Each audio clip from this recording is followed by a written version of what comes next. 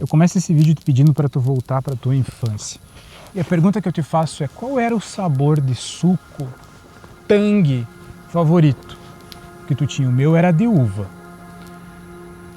E qual era o salgadinho, Elma Chips favorito? O meu era aquele de requeijão. Diz aqui para mim nos comentários.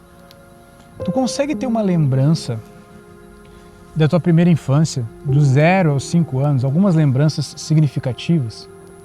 Consegue lembrar mais ou menos de como foi a tua vida até os teus 10 anos de idade? Provavelmente as tuas lembranças são muito poucas, independente da tua idade, né? Mas independente de tudo, parece que o espaço que tu viveu do 0 aos 10 anos foi uma vida muito longa. E a vida que tu viveu dos 10 aos 20 ou aos 30, parece que ela passou muito rápido. E cara, não é só uma expressão bonita falar que a vida passa rápido demais. Não é só um estoicismo vir aqui dizer sobre a brevidade da vida, de que a vida ela é mais breve, mais efêmera do que tu imagina. La vita fugge, né? A vida corre rápido demais, ela foge da gente. Sabe por que isso? E existe uma maneira de tu driblar isso, driblar o tempo. Espero que ninguém faça um corte dessa parte, porque vai parecer que eu sou muito maluco.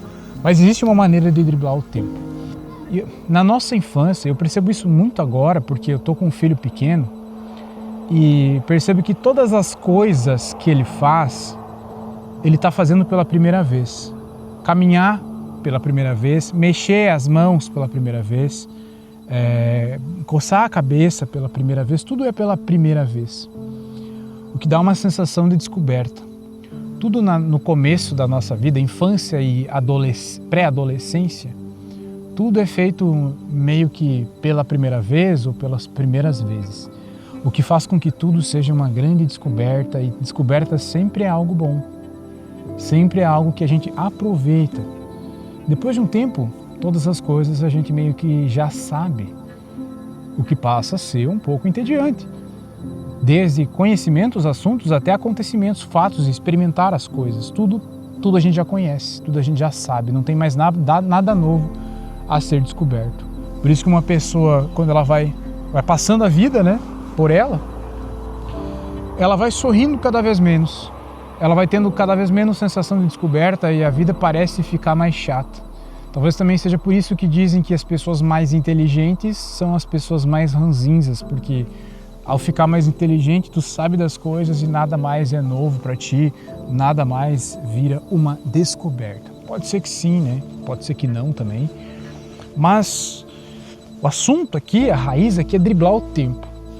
A vida foi passando para ti, não tem mais esse sabor de infância, sabor energético, e não tem mais aquela descoberta, né? Parece que não é mais bom. E a questão aqui não é nem ser bom, a questão é ser rápido, entendeu? A vida, a gente tem uma sensação de que ela está andando rápido demais. Todo mundo tem essa sensação. Todo mundo tem essa sensação. Não se trata de um lapso no espaço-tempo, de inversão de polos magnéticos da Terra. Se trata de tu envelhecer, cara. Tu tá envelhecendo todo ano, tu vai largar essa frase, tu vai ver um familiar teu largar essa frase: o ano tá passando rápido demais. Nossa, mas nós já estamos em janeiro, fevereiro, março. Já passou o carnaval, já terminou o Big Brother, tem eleição daqui a pouco, tá passando rápido demais. Sem falar que, se a gente olha para o nosso passado, parece que 2019 foi ali atrás, a época da gripezinha. E agora, cara, já passou muito tempo disso e não parece, tá tudo muito rápido. Vários fatores fazem com que isso aconteça. Muita informação sendo jogada para a nossa cabeça, muita coisa, mas o principal disso acontecer foi aquilo que eu falei num dos vídeos passados, falando sobre o dolce far niente, a doce arte de não fazer nada, de aproveitar o momento e de ter sentimentos de descoberta. O que acontece? A mesmice, depois tu me disse isso aqui é uma maluquice ou se faz muito sentido. A mesmice da vida, a rotina, Rotina a gente coloca como algo de disciplina, mas a mesmice, fazer a mesma coisa sempre, tudo no mesmo tom, né? No mesmo eixo, sem nenhuma descoberta, nada novo, nenhum sabor novo, dá a sensação de que o tempo corre mais rápido. E toda vez que a gente faz algo novo, conhece um lugar novo, uma pessoa nova, uma comida nova, um país novo, um conhecimento novo, a gente tem a sensação de que o tempo está passando mais devagar. Eu vou usar um exemplo agora da minha vida, e eu peço que esse exemplo não seja interpretado como coisa de rico ou como coisa de burguês. Se é uma coisa que eu não sou, é burguês, mas rico sim. Exatas duas semanas atrás, eu e minha mulher fomos para Nova York. A gente foi para Miami e para Nova York. Na verdade, a gente foi para Miami comprar equipamentos para o meu canal. E aí eu falei, cara, tá dando uma nevasca federal lá em Nova York, uma nevasca que não deu nos últimos 50 anos. Vamos para lá também. Nem estava nos planos. E a gente foi para Nova York. Eu não conhecia, né? Foi a primeira vez lá. E já conheci uma cidade linda e assim com os prédios enormes.